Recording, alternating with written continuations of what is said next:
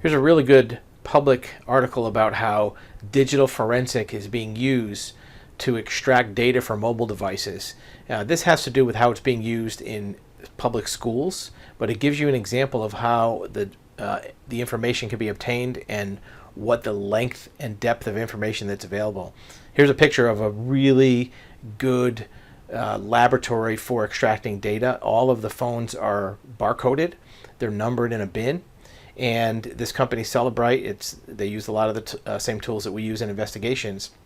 And it talks about how these tools are being used in schools to download data from students' cell phones. Well, whether or not that's moral or immoral, it's a whole different story. It just explains how this data can be pulled from phones. And some of these school districts are spending $6,000, $7,000, $8,000 for these forensics cases.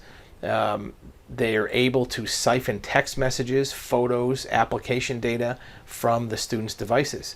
So they can have more access to phones of a student than a private citizen on the street, because students, in most cases, part of their code of conduct allows teachers to access their phones.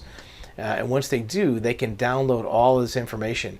As an example, here's a school that purchased $2 million worth of products. Actually, that was the FBI.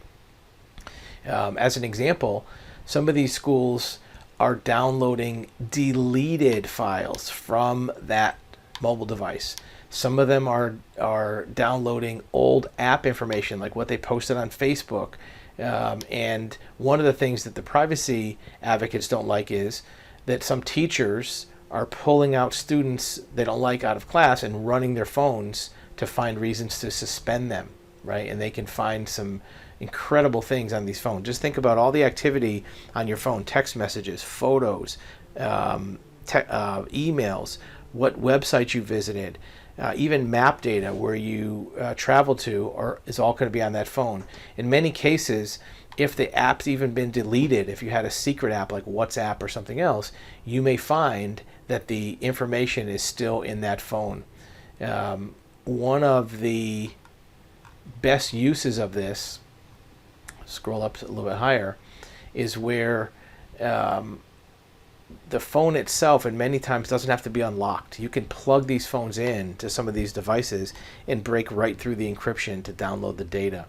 So if you have a case where you're wondering, here's a good example right here of the phone plugged into a extraction device, and you can see in this photo, from this phone, they have the date and time of this picture, if it was texted, the file number, the file name, and this can all be used to extract information.